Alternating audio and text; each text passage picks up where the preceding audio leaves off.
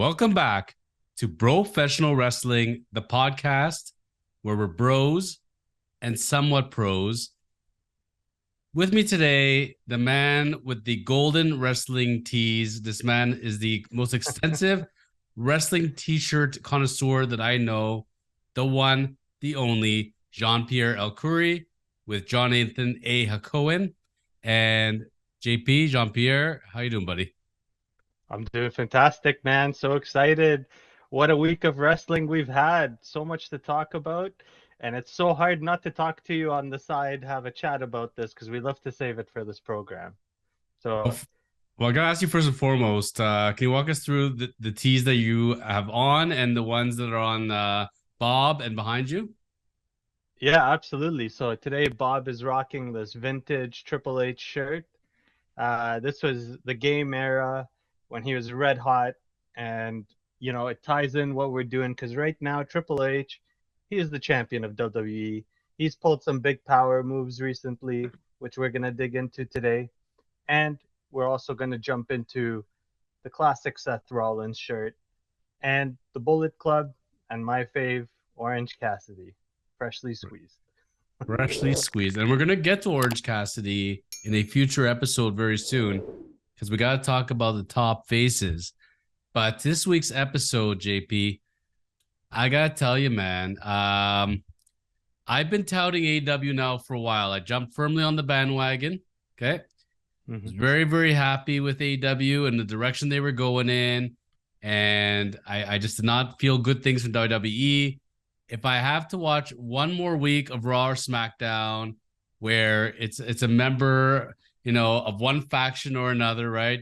It's gonna be Judgment Day coming out, Seth Rollins interrupting them, Cody being the mediator, Drew McIntyre's, getting pouty and everything else. It's just I had enough AW. I liked the storylines where everything was going, and the excitement of the fans.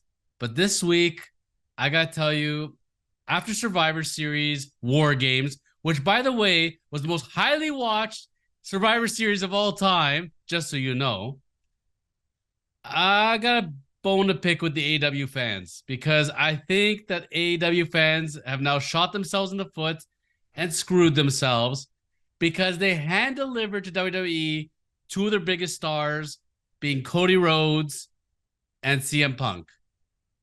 I got my feeling, JP, is with all the booing that they were enduring during their stay, and you and I saw it. We were in Toronto. We saw the amount of boos CM was getting, Oh, right? yeah. I was one of them. I was Loud cheering. and proud on that one. I was cheering him. So, what did AW fans do to themselves, convincing Tony Khan to get rid of these two guys and let them walk? And I think WWE's laughing all the way to the bank now. What are your thoughts on the subject matter? I hear you, man. I agree. They uh, really are taking a big hit by letting both of them go.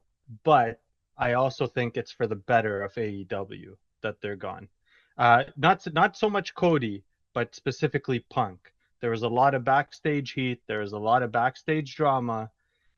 CM Punk is the type of guy that can make people buy merch, buy tickets, and he's always talked about whether he's wrestling or not. His name is chanted. Whether he's you know doing UFC or doing anything else, he's always mentioned. He is a magnet for comments and follows and all that stuff, and he's proving it based on the results of War Games.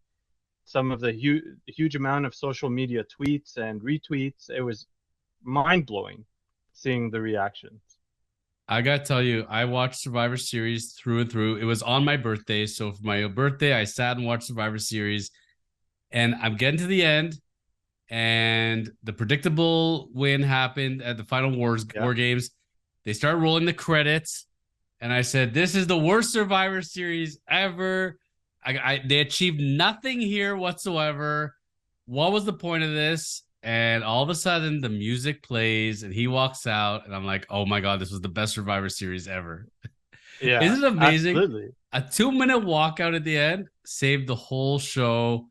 Um, man, you know what? With when I think about AEW and I think about how they built everything around him, I mean, there's no collision without CM Punk. Okay, that was the Agreed. only purpose for watching that show. And the excitement around him, he had brought back the belt. Remember, he had a competitor to Triple B, the same way WWE Yeah. had theirs. I don't know, man. I think that it's been a little bit downhill since CM left, and WWE is going to milk this for all it's worth. Absolutely agree on all accounts in terms of ratings, collision, all that. You're absolutely right. AEW's taken quite a hit, but AEW is a much younger company than WWE. AEW probably, specifically Tony Khan, hasn't probably had to deal with such big personalities where one man's name is almost at the level of your whole business, like CM Punk was for AEW, where WWE, they're pros at this. They've dealt with some of the biggest and baddest names out there. They, no one person is larger than WWE. They have ways to deal with people when they step out of line. They have their whole system backstage figured out. AEW is still learning. It was too much to handle for them backstage. TK felt threatened. He made his moves. WWE made theirs. It's 100% win for WWE, and it's 100% win for Punk. But WWE fans, please do take a moment to acknowledge that CM Punk would not be back if it weren't for AEW bringing him back in the first place.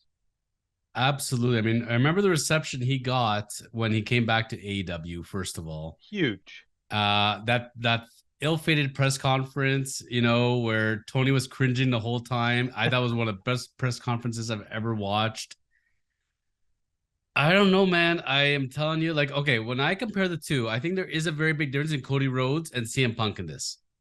Agreed. Cody was really getting stale. Like he was getting booed because generally his whole shtick was just was not working.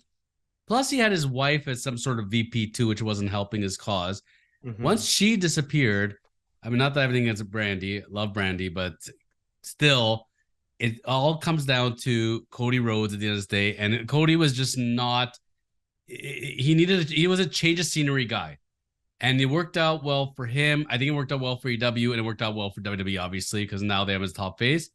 Because Cody keeps doing what he's doing, it's already really cringy when he says, "So, what do you want to talk about? Michigan?" And like, it's the same thing. And I'm Uh, telling you, this stuff that's working well for him now, in a year or two, they're going to turn on him just like they did. So I can understand that 100%. reasoning. And it worked out for everybody. From a CM Punk point of view, do you know who ultimately put the final nail in the coffin for him at AEW? Do you know who was the decision maker in that one? So from the panels of AEW, I believe Brian Danielson was part of that panel. Correct. I was reading about that today. Now, Vince McMahon would not have a discipline committee where he'd go to the other wrestlers and say, "So, guys, what do you think we should do with them?" Vince took his kahunas and made his own decisions. You know what the problem with AEW is? The inmates are running the asylum. It obviously did not work with the Bucks, didn't work with Kenny Omega. You can't have people that are the talent making decisions. It was back in the old days of the NWA days, AWA, when you had the wrestler as the booker and they booked themselves and their buddies into all sorts of great matches.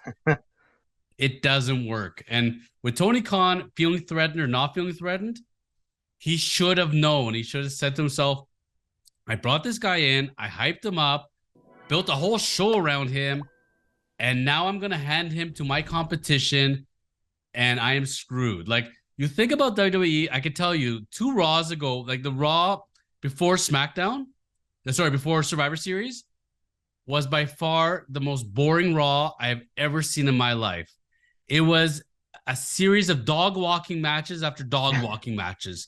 And for all you fans who don't know what that means, a dog walking match means a match starts like Ronda Rousey versus Shayna Baszler, and you just run to the bathroom immediately, or you go walk the dog. That's what I'm talking about there. And it was one of the worst Raws I ever saw. There's no momentum whatsoever. Now, Randy Orton's back, and CM Punk is Yep. here, and we got a world of possibilities. So, man, I gotta say, if I'm an AEW fan and I'm watching this, I'm like, what did I do here? I hear you on that one. You're absolutely right. The star power is really strong. The momentum for WWE is very strong right now. It's turned on a lot of viewers, and you know, I think now what you're gonna have too is a lot of the AEW fans are gonna start to switch over just to watch CM Punk. The ones that were in the stadiums cheering for him, right? CM Punk, like I said earlier, you know, he's a man almost the same weight as the whole AEW company, right? So it could be. I don't think it's going to be a fatal shot. AEW is still young; they're learning, and I think this will be a great learning lesson for TK. And I think he'll step it up more in the leadership. But Vince also did have a different system when guys got out of bounds. He would always you know, you didn't want to see Taker or you didn't want to see any of the other guys in the locker room leaders after you came through the gorilla position. So Vince had his own way. It wasn't always ethical or legal, but he had a way for keeping guys in check. And Vince did what Vince McMahon does.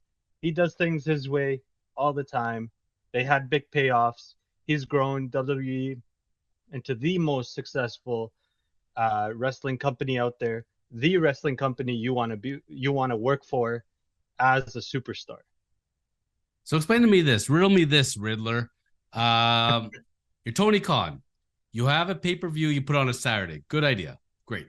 Yeah, So you put on Rampage and Collision back to back on a Friday because you can't have Collision on Saturday because you got the pay-per-view.